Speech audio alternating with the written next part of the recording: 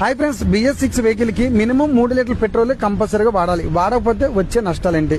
So చూసారు కదా, ఇది ఈరోజు ఈ బండికి ఫ్యూల్ పంప్ అనేది మనం రీప్లేస్ చేస్తున్నాం. అయితే మినిమం 3 లీటర్ల పెట్రోల్ అనేది మనం మెయింటైన్ చేస్తే ఈ పంప్ అనేది ఎప్పుడు కూడా ఫిలప్ అయిపోతుంది. సో ఈ మోటార్ అనేది మొత్తం పెట్రోల్ మునిగి ఉంటుంది కాబట్టి తొందరగా ఫోర్స్ గా పెట్రోల్ అనేది రిలీజ్ చేస్తుంది.